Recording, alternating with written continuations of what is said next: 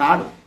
కానీ జ్ఞానుల సాంగత్యము వలన అహింసాది వ్రతములను ఉనర్చి యోగాంగములను అనుష్ఠించి శుద్ధ బుద్ధి అయి తనతో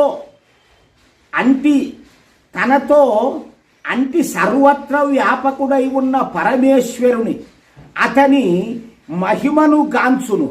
అంటే ఆ శుద్ధ బుద్ధితో ఈ వ్రతములు ఆచారాలు పాటించుతూ తనలో ఉన్నటువంటి పరమాత్మను పరమేశ్వరుని అతని మహిమను తెలుసుకుంటా ఉంటాడు ఈ జీవాత్మ.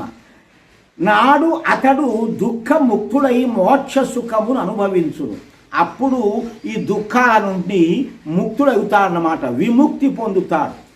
యోగాభ్యాసాదుల వలన చిత్తమాలిన్యములను తొలగించుకొని సమాధియందు సమస్త జగత్తునకు కర్తయ్యి వేదాలకు మూలము అగు పరమేశ్వరుని గుర్తించిన విద్వాంసుడు సర్వ దుఃఖముల నుండి ముక్తుడై పరమేశ్వరుని వలె అవిద్యాదులు తొలగినందున నిర్మలుడగును. అంటే పరమేశ్వరుని మాదిరే అతనిలో కూడా జ్ఞానము ప్రవేశించి నిర్మలత్వంగా ఉంటాడన్నమాట జీవాత్మ.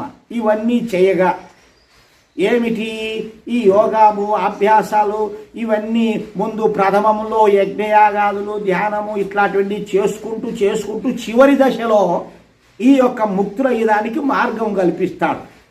ఇంతకుముందు భాగాల్లో చెప్పాము కూడా. ఇట పరమ సామ్య పదము ఆధారముగా తీసుకొని జీవుడు పరమేశ్వరుడే అగునని కొందరు అనుకుంటారు. ఈ యొక్క సామ్య పదాన్ని తీసుకొని జీవుడు ఆ పరమేశ్వరుడు ఒకటే అని అంటారు. ఇందాక చెప్పాను అద్వైతం వాళ్ళ కథ. మూలమున జీవేశ్వరులు అంటే జీవుడు ఈశ్వరుడు పరస్పరము భిన్న పదార్థములని, అంటే రెండిటికి సమానము కావు. జీవుడు జీవుడే, దేవుడు దేవుడే. స్పష్టముగా అన్యపదము చెప్పబడియునుటకు కూడా విస్మరింతురు. అంటే జీవుడు వేరు పరమాత్ముడు వేరు అని చెప్పడానికి వాళ్లకు మనస్సు ఒప్పదు. మోక్షమనగా వారి మతమున జీవుని అస్తిత్వమునకే భంగము.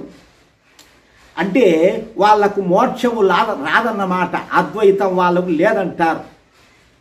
ఈ అస్తిత్వం అంటే జీవుడు ఉన్నాడు అనే దానికే నీకు లేదన్నమాట. అద్వైతంగా చెబితే జీవుడు దేవుడు ఒకడే అంటే ఇంకా దేవుడే ఉన్నాడు. జీవుడు ఆయనతో వచ్చా గుర్తింపరు, తెలియదు ఇది వారికి. కావున ఇట్టి అద్వయ భావము వైదిక సిద్ధాంతమునకు విరుద్ధం, యుక్తి సంగతమును కాదు. సర్వ ప్రాణుల